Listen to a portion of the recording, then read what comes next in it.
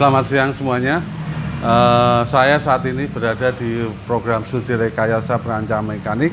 Saat ini bersama Mas Andika, Mas Habib, dan Mas Noval.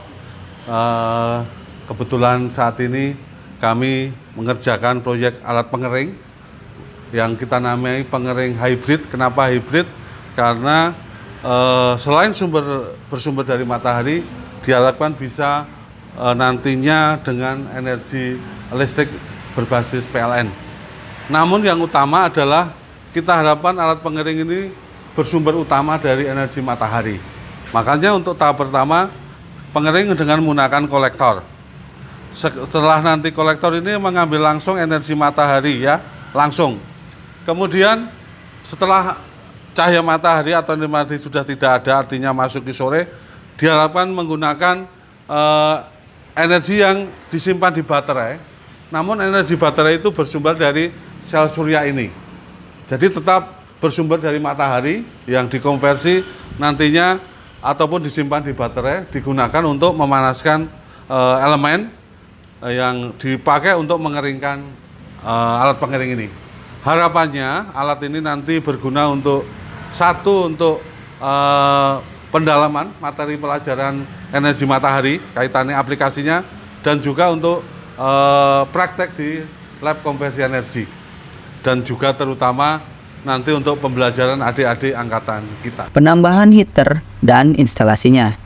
Instalasi heater pada mesin pengering ini bertujuan untuk menambah sumber panas pada saat proses pengeringan. Dengan adanya penambahan elemen suhu panas ini, ruang pengering akan lebih stabil karena suplai udara tidak bergantung sepenuhnya pada terik matahari sebagai sumber panas. Sehingga proses pengeringan dapat lebih maksimal karena adanya plat penutup di atas heater, sehingga tidak adanya penumpukan udara pada bagian bawah tray. Untuk spesifikasi heater yang digunakan, heater ini adalah Finer Heater 520 watt yang dihasilkan panas plus minus 250 derajat Celcius. Selanjutnya kita memasuki prinsip kerja mesin pengering. Pertama-tama kita akan menyambungkan kabel dulu untuk soket colokan ke panel surya sebagai suplai listrik pada mesin kita nanti.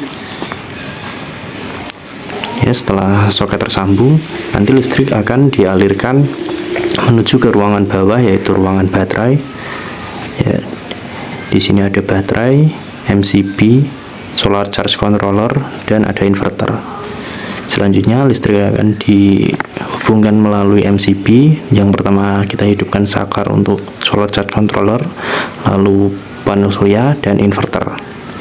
Lalu hidupkan inverter agar listrik dari panel surya bisa langsung tersuplai menuju ke mesin dengan menggunakan panel box.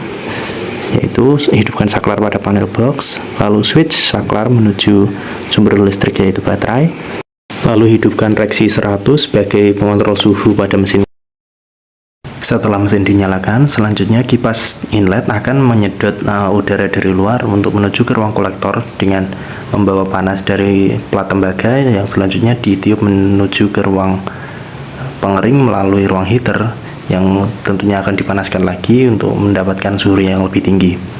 Selanjutnya setelah ditiup di ruang heater, angin akan menuju ke ruang pengering dengan letter S dan akan dibuang menuju saluran exhaust di bagian samping.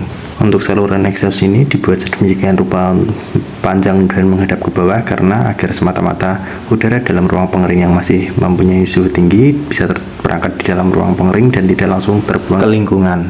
Lalu untuk bahan spesimen pengeringan sendiri, spesimen yang telah diiris tipis-tipis kemudian diletakkan di atas truk.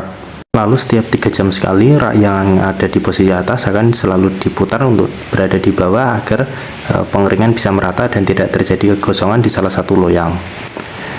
Ya. Selanjutnya setelah spesimen terpasang, lalu tutup kembali ruang pengeringan, lalu nyalakan saklar-saklar untuk kipas dan ada saklar untuk heater di bagian samping. Setelah semua saklar dihidupkan, selanjutnya pastikan suhu pada set point reksi 100 sesuai dengan suhu pengeringan pada masing-masing spesimen.